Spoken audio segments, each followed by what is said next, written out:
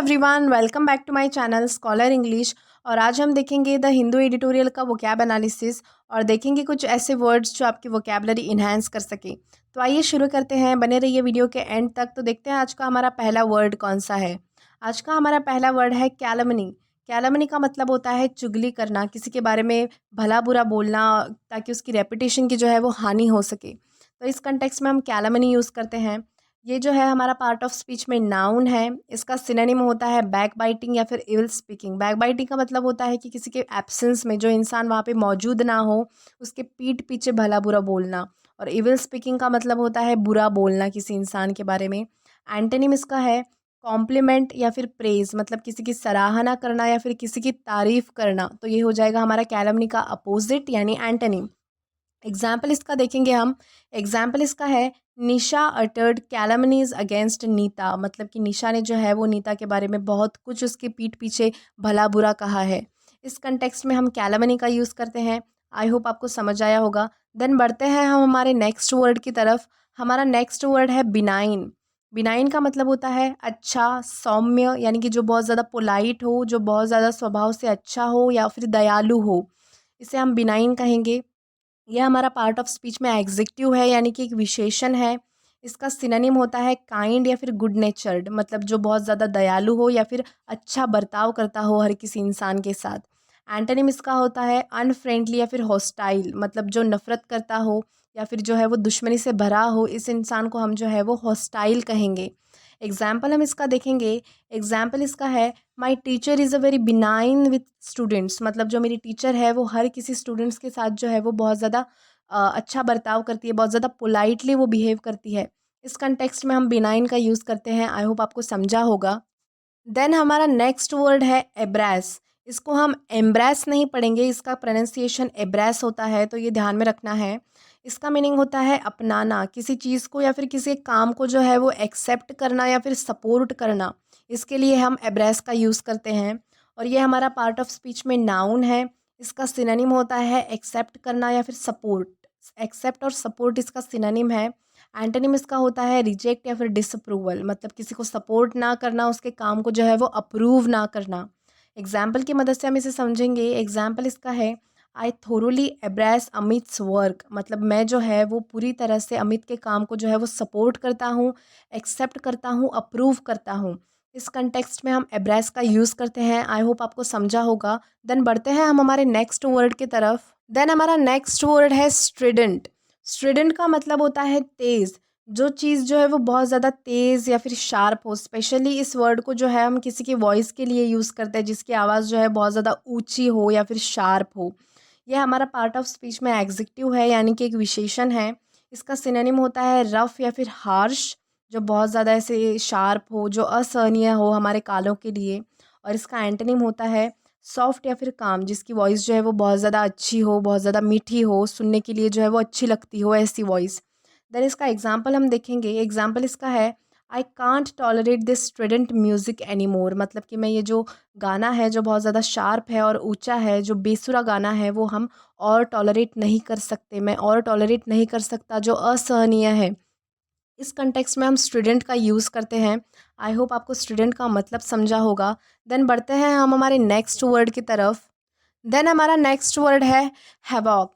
Havoc का मतलब होता है प्रलय, किसी चीज़ की वजह से हर तरफ तबाही मच जाना या फिर बर्बादी होना या फिर किसी चीज़ का जो है वो नुकसान होना। इस कंटेक्स्ट में हम हैवॉक यूज़ करते हैं। और ये हमारा पार्ट ऑफ स्पीच में नाउन है। इसका सिनोनिम होता है डैमेज या फिर डिस्ट्रक्शन, मतलब बर्बाद होना या फिर नुकसान होना। और एंटोनिम होता है पीस या फिर कंट्रोल, मतलब हर चीज़ जो है वो शांतिपूर्ण होना और हर चीज़ कंट्रोल में होना, किसी चीज़ का नुकसान ना होना। इसको एग्जाम्पल की मदद से हम समझेंगे। एग्जाम्पल इसका है the storm caused havoc through out the city, मतलब आंधी ने जो है वो पूरी सिटी में जो है वो तहलका मचा दिया है, तबाही मचा दी है, हर चीज़ की नुकसान किया है, हर चीज़ की बर्बादी कर दी है। इस कंटेक्स्ट में हम हैवॉक का यूज़ करते हैं। आई होप आपको समझा होगा। देन बढ़ते हैं हम हमारे नेक्स्ट वर्ड की तरफ। देन हमारा नेक्स्ट वर्ड है रिटेन। रिटेन का मतलब होता है बनाए रखना, किसी चीज़ को लॉन्ग लास्ट बनाए रखना या फिर फिक्स रखना। यह हमारा पार्ट ऑफ स्पीच में वर्ब है, यानी कि क्रिया है। इसका सिनोनिम होता है कीप या फिर मेंटेन, मतलब इसका मतलब वही होता है बनाए रखना किसी चीज़ को। और एंटोनिम है लूज़ या फिर ऑल्टर, मतलब किसी चीज़ को खो देना या फिर किसी चीज़ में बदलाव करना। इसको हम एग्जाम्पल की मदद से समझेंगे। एग्जाम्पल इसका है the dish retain its flavour after a couple of hours, मतलब कि एक डिश जो मैंने खाई है उसका जो स्वाद है वो मेरे मुंह में कुछ घंटों बाद तक भी रहा। इस कंटेक्स्ट में हम रिटेन का यूज़ करते हैं। आई होप आपको समझा होगा। देन हम बढ़ते हैं हमारे नेक्स्ट वर्ड की तरफ। हमारा नेक्स्ट वर्ड है नेगेट। नेगेट का मतलब होता है नकारना, किसी बात को या फिर किसी डिसीजन को जब हम मना कर देते हैं उसे हम नेगेट कहेंगे। ये पार्ट ऑफ स्पीच में वर्ब है, यानी कि क्रिया है। इसका सिनोनिम होता है डिनाई या फिर रिफ्यूज़, यानी कि मना करना। और एंटोनिम होता है कन्फर्म या फिर सपोर्ट, मतलब किसी चीज़ को हाँ करना या फिर किसी बात के जो है वो सपोर्ट में आना।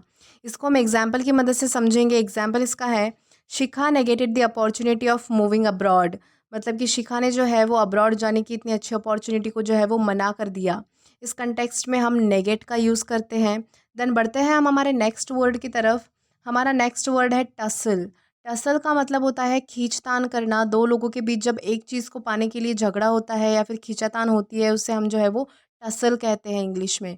ये जो है हमारा पार्ट ऑफ स्पीच में नाउन है। इसका सिनोनिम होता है फाइट या फिर स्ट्रगल, मतलब किसी चीज़ को पाने के लिए झगड़ा करना या फिर संघर्ष करना। और एंटोनिम होता है सरेंडर या फिर पीस, मतलब शांति बनाए रखना या फिर कुछ ना करना। एग्जाम्पल इसका हम देखेंगे। एग्जाम्पल इसका है kids began to tussle with each other for the toy, मतलब जो बच्चों ने जो है वो एक दूसरों के साथ खींचातान शुरू की, एक दूसरों के साथ जो है वो झगड़ा करने लगे एक खिलौने को पाने के लिए। इस कंटेक्स्ट में हम टसल का यूज़ करते हैं।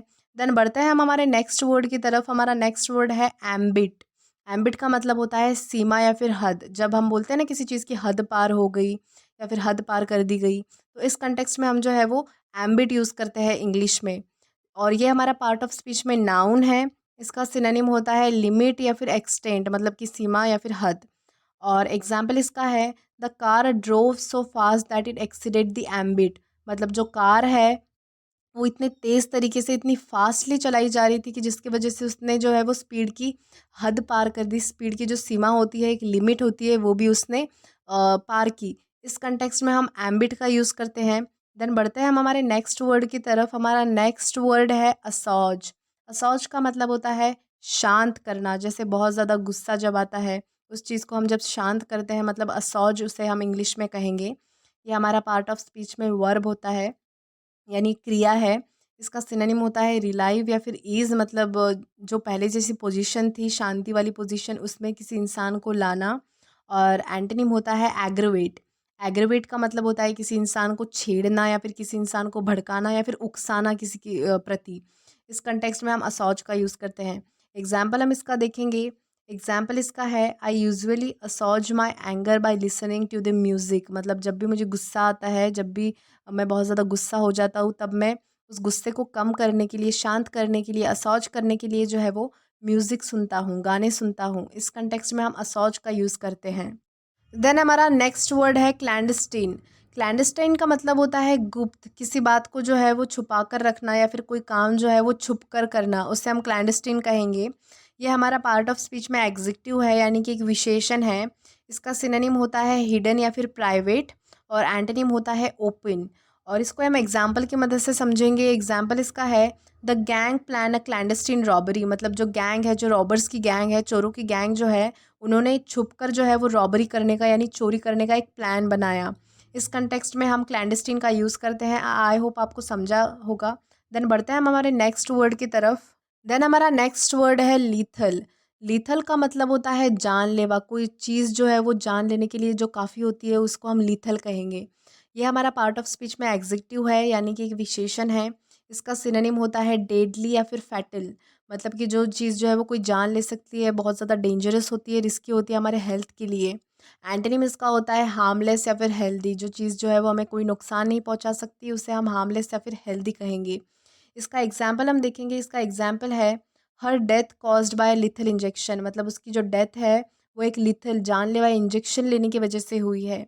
इस कंटेक्स्ट में हम लिथल का यूज़ करते हैं। देन बढ़ते हैं हम हमारे नेक्स्ट वर्ड की तरफ। देन हमारा नेक्स्ट वर्ड है जुवेनाइल। जुवेनाइल का मतलब होता है जवान, जो इंसान जो है जिसे हम अडल्ट नहीं बोल सकते पूरी तरीके से, बट जो यंग हो, जो टीनेजर हो, जैसे कि 15 टू 17 वाली एज, उसे हम जो है वो जुवेनाइल कहेंगे। ये हमारा पार्ट ऑफ स्पीच में एग्जेक्टिव है, यानी कि एक विशेषण है। इसका सिनोनिम होता है यंग या फिर टीनेजर, और एंटोनिम होता है अडल्ट।